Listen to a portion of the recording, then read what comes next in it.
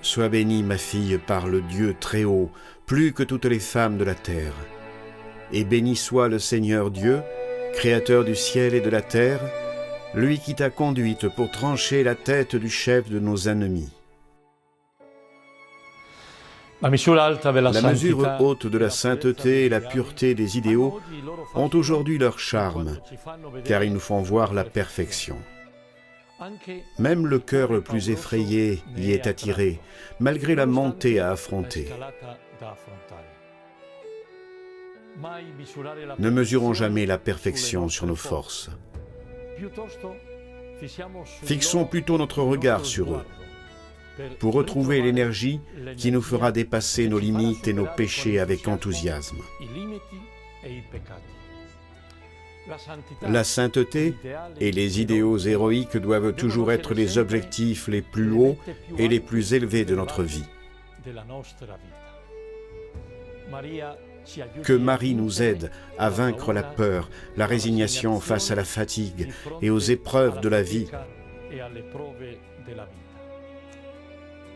Que Maman Marguerite nous éclaire avec son grand exemple de courage et de solidarité chrétienne.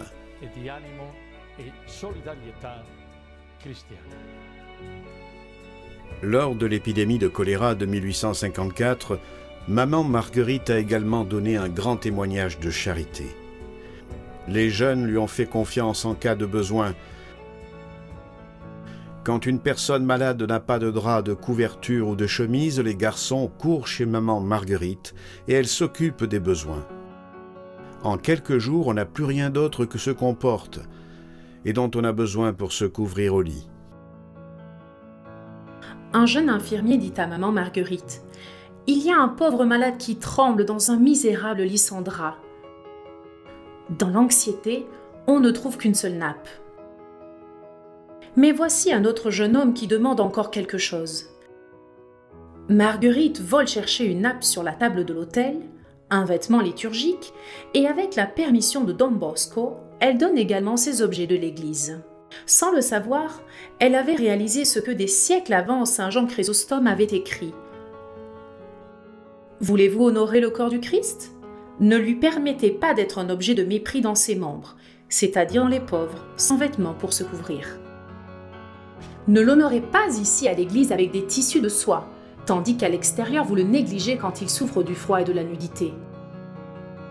Celui qui a dit « Ceci est mon corps », confirmant le fait par la parole, a également dit « J'ai eu faim, et vous ne m'avez pas donné à manger. » Et, dans la mesure où vous ne l'avez pas fait à l'un de ses plus petits, à moi non plus vous ne l'avez pas fait.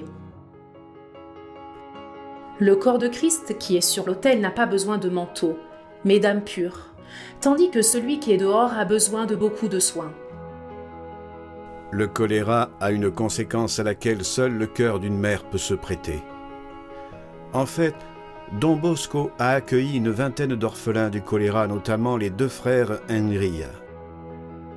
L'un d'eux, Pietro, a témoigné que depuis lors, il était resté à l'oratoire, où il avait été accueilli avec beaucoup d'amour, en regardant la mère de Don Bosco comme la leur. Maman Marguerite était un signe vivant de la maternité de la très sainte Marie, qui s'occupe de ses fils. Surmontons les peurs et les résistances qui nous bloquent dans l'amour envers notre prochain.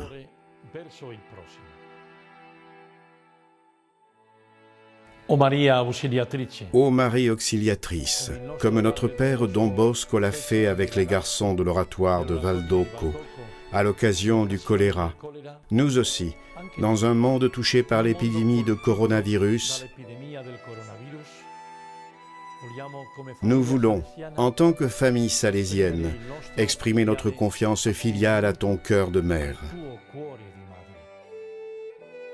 Réconforte les malades et leurs familles. Soutiens les médecins et les professionnels de la santé. Aide tous les membres de la société et les dirigeants. Accueille tous ceux qui sont morts à cause de cette épidémie. Surtout, renouvelle en chacun de nous, dans nos communautés et nos familles, la foi en ton Fils Jésus, mort et ressuscité. Faisant nôtres les mots de Don Bosco, nous te disons: Ô Marie, Vierge puissante, vous êtes la grande et illustre protectrice de l'Église. Vous êtes l'aide merveilleuse des chrétiens.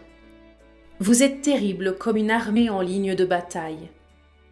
Vous qui seul avez détruit toutes les hérésies dans le monde entier, protégez-nous dans notre détresse, dans notre lutte, et dans notre défense difficile contre l'ennemi. Et à l'heure de notre mort, accueillez nos âmes au paradis. Amen.